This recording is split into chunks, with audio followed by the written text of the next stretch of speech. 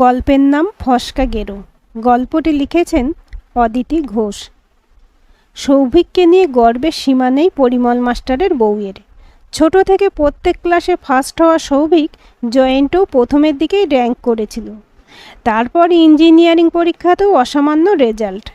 চাকরির অফার যদিও বেশ কয়েকটা এসেছিল সৌভিকের, বিটেক পাশ করার পরই, তবুও সেসব চাকরি করতে না দিয়ে ছেলেকে এমটেক পড়ালেন পরিমলবাবু। আবার সীমাহীন সাফল্য, তারপরেই মোটা মাইনের চাকরি।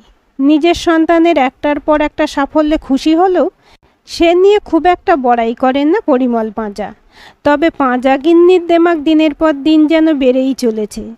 এতটা বয়স পর্যন্ত ছেলেকে নিজের আঁচলে বেঁধে রাখতে পারাটাই তার আসল অহংকারের জায়গা। মায়ের কথার বাইরে এক পা হাঁটে না সৌভিক। পাড়া প্রতিবেশীদের কাছে নিজের ছেলের গল্প জুড়লে সহজে থামেন না মিসেস পাঁজা। কিন্তু ছেলের কখনো সে সৌভাগ্য হয়নি। অন্যেরা যদি কুশিক্ষা দেয়, সেই ভয়ে ছেলের বারণ কারোর সঙ্গে কথা বলার। ব্যাপারটা অনেকের কাছে হাস্যাস্পদ হলেও অবাধ্য ছেলের মা বাবারা তার প্রশংসা করেন। মনে মনে কেউ হিংসাও করেন মিসেস পাঁজাকে। এমন হিরেক টুকরো ছেলের মা হওয়া ভাগ্যের কথা। কথাটা শুনলে মা হিসেবে তার বুক গর্বে ফুলে ওঠে। পাড়ার বয়স্ক মানুষদের কাছে সৌভিক আদর্শ হলেও ইয়াং জেনারেশন হাসাহাসি করে সৌভিককে নিয়ে। তারা নানা নাম দিয়েছে সৌভিকের। রোবট পাঁজা, খাঁচার পাখি, সাত রাজার ধন, এসব নাম চালু করেছে তারা। সেগুলো কানে এলেও মোটেই গুরুত্ব দেন না রেখারানী পাঁজা। ছেলে বদপাল্লায় পড়বে এই আশঙ্কায় নার্সারি থেকে উচ্চ মাধ্যমিক পর্যন্ত নিজে সঙ্গে করে স্কুলে পৌঁছে দিয়েছেন ও ছুটির পর নিয়ে এসেছেন। পাশের বাড়ির ছেলেটার সঙ্গেও সৌভিককে মিশতে দেননি কখনো। ওনার হাবভাবটা এমন ছিল যেন নিজের ছেলে বাদ দিয়ে দুনিয়ার সব ছেলেই বকে যাওয়া। খেলার মাঠে, কোনো সাংস্কৃতিক অনুষ্ঠানে, পুজো প্যান্ডেলে কখনো দেখা যায়নি সৌভিককে। পড়ার বাইরে ছেলের আর কোনো জগৎ রাখতে দেননি পাঁজাগিন্নি। এই নিয়ে স্ত্রীকে অনেক বুঝিয়েছেন পরিমলবাবু, কিন্তু কোনো লাভ হয়নি তাতে। সৌভিক উচ্চ মাধ্যমিক দেওয়ার পর পরিমলবাবু অনুনয়ের সুরে বলেছিলেন, ছেলে বড় হয়েছে, এবার ওকে একটু স্বাধীনতা দাও। পাঁজাগিন্নি ঝাঁঝিয়ে উঠেছিলেন, না, তোমার কথা শুনে আমি ছেলেকে বাইরে বেরোতে দিয়ে নিজের পায়ে নিজে কুড়ুল মারতে পারবো না। রাস্তাঘাটে বকে যাওয়া ছেলেদের দেখো না। পরিমল মাস্টার মিনমিন করেছিলেন, পাড়ায় আরও তো অনেক ছেলে রয়েছে যারা ডাক্তার ইঞ্জিনিয়ার হয়েছে, অনেকে অন্য অনেক লাইন নিয়ে পড়ছে, কিন্তু তারা তো বন্ধুবান্ধবদের সঙ্গে মেশে, খেলার মাঠে বা ক্লাবে যায়। পাঁজাগিন্নি বলেছিলেন, একদম জ্ঞান দিতে আসবেন আমাকে। ছেলেকে পেটে ধরেছি আমি, কি করব না করব আমি বুঝবো। ওই সব ছেলেরা ভালো চাকরি পেলেও ভবিষ্যতে যে মা বাপকে দেখবে না, সেটা আমি খুব ভালো করেই জানি। শুধু পড়াশোনা করলেই হবে না, ছেলেকে আনুগত্য শিখতে হবে, সংযম শিখতে হবে। মাধ্যমিক পাশ স্ত্রীর মুখে এসব ভারী ভারী কথা শুনে ঘাবড়ে গিয়েছিলেন পরিমলবাবু। তাই আর বেশি কিছু বলার সাহস পাননি তিনি। নিজের মেরুদণ্ডটা অনেক দিন আগেই বেঁকিয়ে ফেলেছেন পরিমল পাঁজা। বিয়ের পর থেকে তাকে সমস্ত ব্যাপারে পরিচালনা করেন শ্রীমতী রেখারানী পাঁজা। প্রথম প্রথম বিরোধিতা করার চেষ্টা করে অশান্তি ভোগ করতে হয়েছিল, তাই একেবারেই হাল ছেড়ে দিয়েছিলেন তিনি।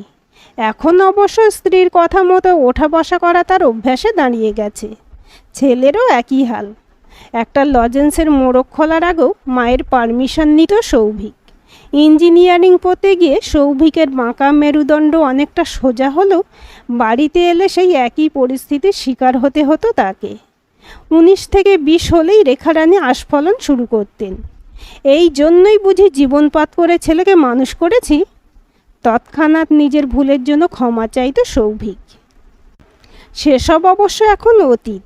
এখন সৌভিক 25 বছরের যুবক, নিজের যোগ্যতায় সাংঘাতিক ভালো একটা জব পেয়েছে। চাকরি নিয়ে রাজ্যের বাইরে যেতে দেয়নি মা, তাই ছাড়তে হয়েছে আরও ভালো ভালো অনেক অফার। কলকাতাতেই পোস্টেড সৌভিক। মাসের শেষে স্যালারির টাকা মায়ের হাতে দিয়ে দিতে হয় সৌভিককে। রেখারানী গুনে গুনে হাত খরচ দেয় ছেলেকে। হাতে বেশি পয়সা থাকলে যদি ছেলে নেশা করতে শুরু করে বা বিপথে যায়, তাই জন্যই এই সাবধানতা। মেনে নেয় সৌভিকও। কারণ মেরুদণ্ড সোজা করে প্রতিবাদ করার ক্ষমতা হারিয়েছে ও। মা বলে দিয়েছে, অফিস হচ্ছে কাজের জায়গা, সেখানে গিয়ে কাজ ছাড়া অন্য কোনো দিকে মন গেলে কাজের ক্ষতি হবে, তাহলে আর উন্নতি করতে পারবে না।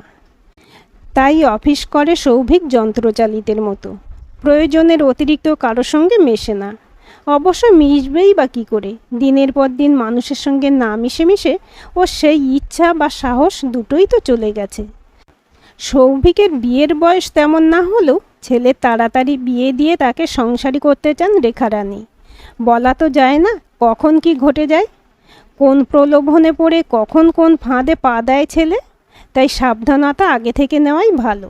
পরিমল পাঁজার আত্মীয় স্বজন ও বন্ধুবান্ধবেরা রোজই নতুন নতুন সম্বন্ধ এনে হাজির করছে, কিন্তু পাঁজা বাড়ির সেন্সর বোর্ডে এসে আটকে যাচ্ছে সেই সব পাত্রীরা।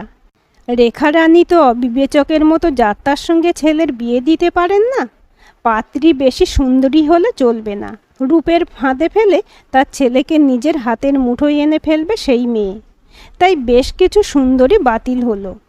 মেয়ে উচ্চশিক্ষিত বা বেশি স্মার্ট হলেও সে সম্বন্ধ নাকচ করছেন রেখারানী, কারণ সেই মেয়ে মগজ ধোলাই করবে তার ছেলের। আবার অল্প শিক্ষিত গাঁয়ের মেয়েও চলবে না, শুনেছেন তারা নাকি সংসার ভাঙায় জম। কালো মেয়ে তো মোটেই চলবে না, কারণ তার গর্ভজাত সন্তানেরা কালো হবে। পাত্রী মনের মতো না পাওয়ায় গত 2 বছর ধরে দেখাশোনা করেও ছেলের বিয়ে ফাইনাল করতে পারেননি রেখারানী। এতদিন এইসব বিষয়ে একেবারেই নাক গলাননি পরিমলবাবু। স্কুল আর বাড়ি করে কাটিয়ে দিয়েছেন জীবন, অবসর সময় কাটিয়েছেন বইপত্র পড়ে। তবে ইদানিং তার রুটিনের হেরফের হয়েছে। আগের মাসে স্কুলে চাকরি থেকে অবসর নিয়েছেন তিনি, তাই একঘেয়েমি কাটাতে সন্ধেয় একবার বের হন, একটু হাঁটাহাঁটি করে পার্কের বেঞ্চে একটু বসেন। আরও কয়েকজন পরিচিত বয়স্ক মানুষ বসেন ওখানে। এ কথা সে কথা হতে হতে ছেলের প্রসঙ্গ উঠল। সকলেই সৌভিকের প্রশংসায় পঞ্চমুখ। অনিমেষ তালুকদার তুললেন সৌভিকের বিয়ের প্রসঙ্গ। বললেন, যদি কিছু মনে না করো মাস্টার, তাহলে একটা কথা বলি। পরিমল বললেন, কি বলবেন বলুন না। আমার শালির মেয়ের জন্য তোমার বাড়িতে বিয়ের প্রস্তাব নিয়ে গিয়েছিল অনাদি ঘটক। ওদের বাড়ি শ্রীরামপুর। ফটো দেখে তোমার স্ত্রীর পছন্দ হয়েছিল, কিন্তু যখনই শুনেছেন মেয়ে ইঞ্জিনিয়ার, তখনই ফটো ফিরিয়ে দিয়েছেন। বলেছেন এই বিয়ে হবে না। আমি যোগাযোগ করতে বলেছিলাম, বড় আশাহত হলাম। তা বিয়ে কোথাও পাকা হয়ে গেল নাকি? পরিমল কি যেন একটু ভাবলেন, তারপর উঠে পড়ে বললেন, আজ একটু তাড়া আছে, আপনার সঙ্গে একটু আলোচনা আছে দাদা। কাল সকাল 7টার সময় একবার আসতে পারবেন এখানে? অনিমেষ তালুকদার কিছু একটা আন্দাজ করে আর কথা না বাড়িয়ে ঘাড় নেড়ে সম্মতি জানালেন। আজ রবিবার, খবরের কাগজে অনেক বেশি সময় মুখ গুঁজে পড়ে থাকেন পরিমল। সাহিত্যপ্রেমিক পরিমল রবিবারের স্পেশাল পাতাগুলো পড়েন অনেকটা সময় ধরে। ধারাবাহিক গল্প বা উপন্যাস, ছোট গল্প, রম্য রচনা কোনোটাই বাদ দেন না। সকাল 7:30টার সময় হন্তদন্ত হয়ে ঘরে ঢুকলেন রেখারানী। হাসি হাসি মুখে বললেন, একবার বাজারে যেতে হবে তোমাকে। 4-5 রকম মিষ্টি 4টে করে আনবে, আর গরম সিঙারাও এনো 1 ঠোঙা। এতদিনে মনে হচ্ছে আমার বাবুর বিয়ের ফুল ফুটেছে। অনাদি ঘটক ফোন করেছিল, আজই আসছেন তারা। আমি জানিয়েছি সব ঠিকঠাক থাকলে একেবারে পাকা কথা হয়ে যাবে আজ। পরিমল বললেন, তাই নাকি? তোমার তাহলে মেয়ে পছন্দ হয়েছে? হ্যাঁ, সব কিছু মনের মতো হয়েছে। মেয়ের বাড়ি শ্রীরামপুর। আমার শ্রীরামপুর জায়গাটা বেশ ভালো লাগে। অনাদি ঘটকের আগেও শ্রীরামপুরের একটা সম্বন্ধ এনেছিল, তবে সে মেয়ে ইঞ্জিনিয়ার, বয়সেও ছিল বাবুর প্রায় কাছাকাছি। আমি শুনে তৎক্ষণাৎ বাতিল করেছিলাম। তবে এই মেয়ে উচ্চ মাধ্যমিক পাস, পড়াশোনায় তত ভালো নয়, তাই আর পড়াশোনা করেনি। পুষ্টিটাও বুদ্ধি খাটিয়ে নিয়ে এসেছে অনাদি ঘটক। মেয়ের বয়স মাত্র 20, আমার বাবুরও তো সবে 27 হলো।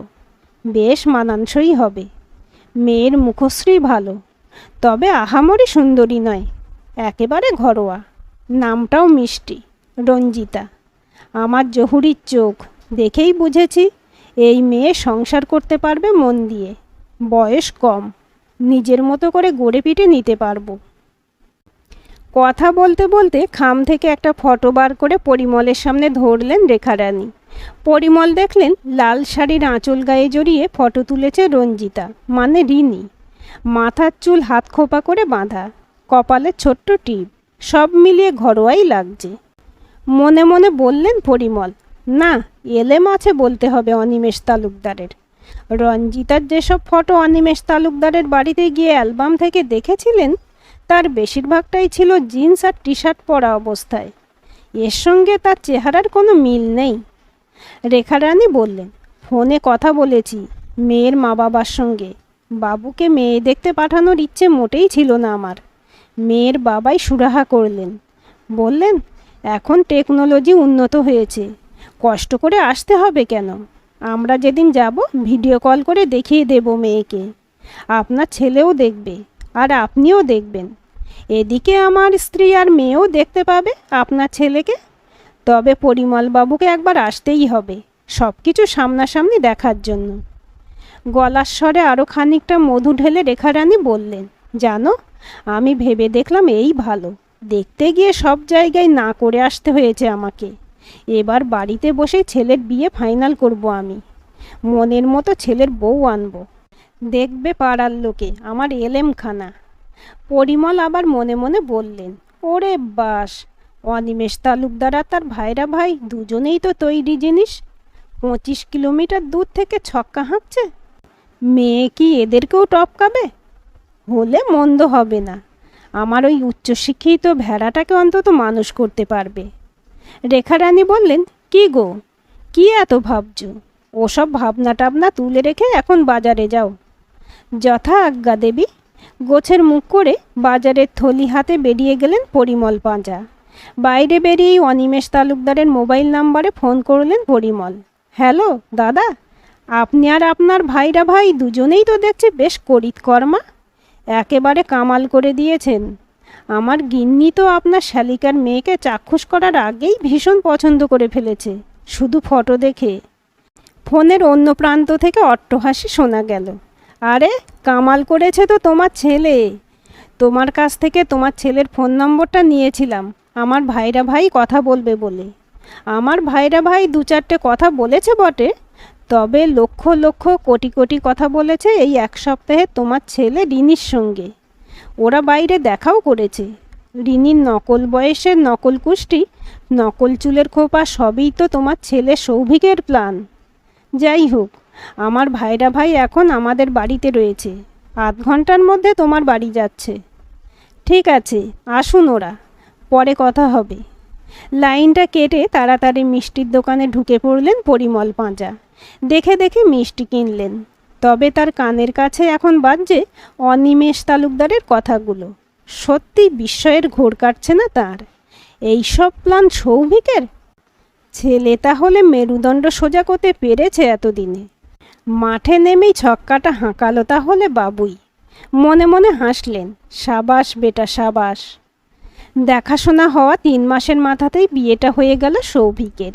যথেষ্ট জাঁকজমক করে ছেলের বিয়ে দিলেন পরিমল পাঁজা। বিয়ে করতে যাওয়ার সময় সৌভিক যথারীতি বলে গেল, তোমার জন্য দাসী আনতে যাচ্ছি মা। বিগলিত রেখারানী ছেলের চিবুকে হাত ছুঁয়ে আদর করলেন। বর বেরোনোর সময় একটু অসহায় লাগছে তাঁর। এই বাড়ির প্রথা মতো ছেলের মা যায় না বিয়ে দিতে। ছেলের জীবনের এই রকম একটা ভাইটাল সময় তিনি ছেলের পাশে থাকতে পারলেন না বলে মন খারাপ লাগছে তাঁর। কিন্তু করার কিছু নেই, নিরুপায় হয়ে মেনে নিতে হলো। বরের গাড়িতে সৌভিকের সঙ্গে যে 2জন অফিস কলিগ যাচ্ছে, তাদের নামতা পড়ানোর মতো করে অনেক কিছু শেখানোর পর গাড়ি ছাড়তে দিলেন রেখারানী। বরণের সময়ই বউ দেখে পাড়া প্রতিবেশী ও আত্মীয় স্বজনেরা খুব প্রশংসা করল। একেবারে লক্ষ্মীমন্ত চেহারা। ছেলের জন্য মনের মতো বউ আনতে পেরে খুশির সাগরে ভাসছেন এখন রেখারানী। দুধে আলতায় পা দিয়ে নববধূ ঘরে পা রাখার পর ঘণ্টা 2 মতো সময় বেশ ফুর্তিতে ছিলেন রেখারানী। তারপরে কর্পূরের মতো কখন যে সেই খুশি উবে গেছে তা তিনি নিজেই টের পাননি। নানা চিন্তা ঘুরছে তার মাথায়। বিয়ে বাড়িতে এত লোকজনের মধ্যে কে কখন কি বুদ্ধি দিয়ে ফেলে ছেলেকে কিংবা বৌমাকে, তাই নিয়ে যথেষ্ট টেনশনে রয়েছেন তিনি। নানা রকম স্ত্রী আচার চলছে। সব জায়গায় তো আর তিনি থাকতে পারছেন না। সব দিদি বৌদিরা ভিড় করে আছে। তারা বউকে নিয়ে হাসি ঠাট্টা করছে সৌভিকের সঙ্গে। এইসব দেখে শুনে রেখারানীর দুশ্চিন্তা বাড়ছে। তার নাবালক ছেলেটাকে একদিনে পাকিয়ে ছাড়বে মনে হচ্ছে এরা। এইসব স্ত্রী আচার যত তাড়াতাড়ি শেষ হয় ততই মঙ্গল। অন্য সব স্ত্রী আচার শেষ হতে হতে দুপুর 2টো বেজে গেল। ভাত কাপড়ের অনুষ্ঠান শুরু হতে সবাইকে ঠেলে সরিয়ে সামনে দাঁড়ালেন রেখারানী। মায়ের শেখানো বুলি মতো নিজে চাকরিরত সফটওয়্যার ইঞ্জিনিয়ার বউয়ের ভাত কাপড়ের দায়িত্ব নিল সৌভিক সারা জীবনের মতো। পরিমলবাবু দূর থেকে দাঁড়িয়ে দাঁড়িয়ে দেখলেন ছেলে আর তার বৌমার নিখুঁত অভিনয়। নতুন বউ বয়োজ্যেষ্ঠদের পাতে ভাত দিচ্ছে, তার পাশে পাশে হাঁটছে রেখারানী। উদ্দেশ্য একটাই, অন্য কাউকে পাশে ঘেঁষতে না দেওয়া। বৌমার খাওয়া হতেই রেখারানী স্মরণ করিয়ে দিলেন তাকে কাল রাত্রিতে স্বামীর মুখ না দেখার কথা। ফুলশয্যার দিন সকাল থেকেই রেখারানীর মাথায় একটা সাংঘাতিক চিন্তা ঘুরপাক খাচ্ছে। গতকাল রাত্রিটা না হয় কাল রাত্রিতে কেটে গেছে, কিন্তু আজ কি হবে? আজই তো সেই মারাত্মক রাত। রঞ্জিতার গলায় হাড়ের লকেটটায় মা কালীর ছবি রয়েছে। দেখার পর থেকে বারবার নিজের ফুলশয্যার দিনের কথা মনে পড়ে যাচ্ছে তার। তিনি তার মাধ্যমিক পাশ বিদ্যে নিয়েই মস্ত বড় কাজটা করে ফেলেছিলেন ফুলশয্যার রাতেই। দিদিমা শেখানো বুদ্ধি কাজে লাগিয়ে আবেগঘন মুহূর্তে নিজের হাড়ের মহাদেবের মুখ আঁকা লকেটটা এগিয়ে ধরেছিলেন ধর্মভীরু স্বামীর দিকে। বলেছিলেন, এই লকেটের মহাদেবকে ছুঁয়ে আগে প্রতিজ্ঞা করো যে জীবনে আমার কথার অবাধ্য হবে না। 25 বছরের যুবক পরিমল নবপরিণীতা বধূর কোলের কাছে ঘনিষ্ঠ হয়ে বসে থাকা অবস্থায় এক মুহূর্ত দেরি না করে প্রতিজ্ঞাটা করে ফেলেছিলেন। এরপর তিনি সারা জীবন ধরে অজস্রবার সেই কথা মনে করিয়ে দিয়েছেন স্বামীকে। তার সেই মোক্ষম চালে কাবু হয়েছেন পরিমল। এই মেয়ে যদি তেমন কিছু করে তাহলে তো ছেলে হাতছাড়া হয়ে যাবে তার। সেটা কিছুতেই হতে দেওয়া যাবে না। সবার শেষে বউকে নিয়ে 2-1 বন্ধুর সঙ্গে প্যান্ডেলে খেতে বসেছে সৌভিক। পুরো প্যান্ডেলে মাত্র 3টে টেবিলে বসেছে জনা 10 বাড়ির মানুষ। রেখারানী বসেছে সৌভিকের সামনাসামনি টেবিলে। খাবার মুখে তুলতে তুলতে তিনি বারবার লক্ষ্য রাখছেন ছেলে কতটা ঘনিষ্ঠ হচ্ছে বউয়ের সঙ্গে। চরম অস্বস্তির মধ্যে আতপেটা খেয়ে উঠে গেল সৌভিক। রঞ্জিতা উঠে গেল সঙ্গে সঙ্গে। রাত প্রায় 12টার সময় সৌভিকের পিস্তুত বৌদিরা ফুলশয্যার ঘরে ঢুকিয়ে দিয়ে গেল রঞ্জিতাকে। সৌভিক এলো একটু পরে। সৌভিক দরজায় খিল দেওয়ার সঙ্গে সঙ্গে দরজায় ধাক্কা দেওয়া শুরু হলো। সৌভিক ভাবল বৌদিরা মজা করার জন্য ধাক্কা দিচ্ছে, তাই খোলার আগ্রহ দেখালো না। কিন্তু কয়েক সেকেন্ড পরেই মায়ের গলা শুনতে পেল। দরজা খুলতেই ঘরে ঢুকলেন রেখারানী। হাতের বাটিতে চিঁড়ে মাখা নিয়ে ঢুকলেন। বললেন, একটু করে মুখে দে দুজনে, এটা করতে হয়, কেউ খেয়াল করেনি। সৌভিক রঞ্জিতা দুজনেই তাড়াতাড়ি চিঁড়ে মুখে দিয়ে ঝামেলা মিটিয়ে দিল। রেখারানী চলে যেতে ঘরে আবার খিল পড়ল। সবে দুজনে মুখোমুখি বসেছে খাটে। আবার দরজায় ধাক্কা, সঙ্গে মায়ের ডাক, একবার দরজাটা খোল তো বাবা। সৌভিক দরজা খুলতেই দুধের গ্লাস নিয়ে ঘরে ঢুকলেন রেখারানী। দুধ খেতে হয় আজ, দেখেছিস? সে কথা কারো খেয়াল নেই। যতক্ষণ না আমি দেখব কিচ্ছুটি হবে না। বিরক্তি চেপে রেখে দুধের গ্লাস হাতে তুলে নিল সৌভিক। রেখারানী কয়েক মিনিট ঘরে দাঁড়িয়ে থেকে অনিচ্ছা সত্ত্বেও বেরিয়ে এলেন। সৌভিক আবার খিল দিল। রঞ্জিতার গয়নাগাটি খুলতে এতক্ষণ সাহায্য করছিল সৌভিক। এবার দুজনে মিলে বিছানায় ছড়ানো ফুলগুলো জড়ো করতে করতে খুব হাসাহাসি করছিল ওরা নিজেদের করা প্ল্যানটা নিয়ে। সৌভিক রঞ্জিতার ঘন চুলের মধ্যে হাত পুড়ে দিয়ে বলল, 3 মাসে চুলটাকে এত বাড়ালে কি করে তুমি? জাদু টাদু জানো নাকি? রঞ্জিতা হাসতে হাসতে বলল, আসল জাদুকর তো তুমি। যখন যেমন তখন তেমন ভোল পাল্টে ফেলতে পারো দিব্যি। দরজায় আবার ধাক্কা, সঙ্গে রেখারানীর আবেদন, একবার দরজাটা খোল না বাবা। সৌভিকের ধৈর্যের বাঁধ ভেঙেছে এবার। বিরক্ত গলায় বলল, আবার কি দরকার? একটা সন্দেশের প্যাকেট হাতে ধরে রেখারানী বললেন, এটা ঠাকুরের সন্দেশ, তলায় আঁশ ফ্রিজে রাখা যাবে না, কাল দরকার, যদি নষ্ট হয়ে যায়, তাই এ ঘরে নতুন ফ্রিজে রাখতে এলাম। সৌভিক কোনো কথা না বলে স্থবিরের মতো দাঁড়িয়ে রইল। রেখারানী সন্দেশের প্যাকেটটা ফ্রিজে ঢুকিয়ে রাখলেন। তারপর ধীরে সুস্থে দরজার দিকে এগিয়ে গেলেন। সৌভিক বলল, যদি আর কোনো দরকার হয় আসতে পারো, আমাদের দরজার বন্ধ হবে না। কোনো কথা না বলে বেরিয়ে গেলেন রেখারানী। রাত 2টোর সময় পা টিপে টিপে সিঁড়ি ভেঙে দোতলায় সৌভিকের ঘরের সামনে দাঁড়ালেন রেখারানী। দেখলেন শুধু দরজা নয়, ঘরের সমস্ত জানালাও খুলে রেখেছে সৌভিক। রঞ্জিতা খাটে আর সৌভিক সোফায় ঘুমোচ্ছে। নিশ্চিন্ত মনে নিচে নেমে গেলেন আবার। ভোর 5টার সময় একটা গাড়ির শব্দ কানে এলো রেখারানীর। পরিমলকে ঘুম থেকে তুলে বললেন, এত ভোরে আমাদের বাড়ির গেটের কাছে একটা গাড়ির শব্দ পেলাম। জানালা দিয়ে দেখলাম একটা গাড়ি আমাদের গেটের সামনে থেকে বেরিয়ে গেল। এত ভোরে কে গেল বলো তো? কারো কিছু হলো নাকি? পরিমল ঘুম চোখে তাকিয়ে উল্টে শুয়ে পড়লেন। আমি কিছু জানি না, আমাকে একটু ঘুমোতে দাও তো, তুমি দেখো গিয়ে। রেখারানী বিছানা ছেড়ে ওঠার আগেই দরজায় কড়া নাড়ার শব্দ। দরজা খুলতেই ঘরে ঢুকলো রেখারানীর ভাইজির ছেলে। ওর হাতের মধ্যে একটা খাম। বলল, আমি বাথরুমে যাচ্ছিলাম, সৌভিক মামা আমাকে এটা দিয়ে বলল মাকে দিস। রেখারানী বলল, তোর মামা কোথায়? মামার মামি তো ইয়াব বড় সুটকেস নিয়ে দরজা দিয়ে চলে গেল। বুকের ভেতরটা কেঁপে উঠল রেখারানীর। কাঁপা হাতে চিঠি খুললেন। পূজনীয় মা, তোমাকে আর বাবাকে না জানিয়েই বাড়ি থেকে বেরিয়ে আসতে হলো। আমরা হানিমুনে সিমলা যাব বলে রিজার্ভেশন করেছিলাম। সেই ডেটটা ছিল আরও 5 দিন পর, তখনই আসতাম। তবে তোমার আজকের আচরণে আজই বেরিয়ে আসতে বাধ্য হলাম। এই 5 দিন কলকাতার একটা হোটেলে থাকব, তারপর যাব সিমলা। ভাবছো এত টাকা কোথায় পেলাম? শোনো, তুমি জানো না আমার স্যালারি কত, তাই টাকা আমার কাছে আছে। আর তাছাড়া তোমার বৌমার স্যালারি বেশ ভালো। ও হ্যাঁ, বলা হয়নি, ও একজন সফটওয়্যার ইঞ্জিনিয়ার। দুজনের খরচে বেড়ানোটা ভালোভাবেই হবে। তবে এই সব কিছুর জন্য রঞ্জিতাকে দায়ী করো না, সব প্ল্যানটাই আমার। আর একটা কথা, যদি রঞ্জিতা চাকরি করাটা মেনে নাও, তাহলে আমরা বাড়িতে তোমাদের কাছেই থাকব। আর তা না হলে আমাদেরও অন্য পথ দেখতে হবে। ভালো থেকো তোমরা। প্রণামান্তে বাবু। চিঠিটা পড়ার পর বিছানায় শুয়ে পড়েছেন রেখারানী। তার শরীরের সমস্ত শক্তি যেন কে নিংড়ে নিয়েছে। পরিমল এতক্ষণ পর কথা বললেন। অত ভেঙে পড়ার কি আছে? ওরা এ যুগের ছেলে মেয়ে, ওদের মতো করে ওদের জীবনটা চালাতে দাও, তাহলেই তো আর কোনো সমস্যা থাকবে না। রেখারানী আস্তে আস্তে মাথা নেড়ে সম্মতি জানালেন স্বামীর কথায়। সকাল হতেই সৌভিকের বউকে নিয়ে পালিয়ে যাওয়ার খবরটা ছড়িয়ে গেছে সারা পাড়ায়। পাড়ার বৌদি স্থানীয়দের মধ্যে ফাঁস হয়েছে রেখারানী পাঁজার কাল রাতের কীর্তি। সকলের মুখে শুধু একটাই কথা, বেশ করেছে সৌভিক। একেই বলে বজ্র আঁটুনি ফসকা গেরো।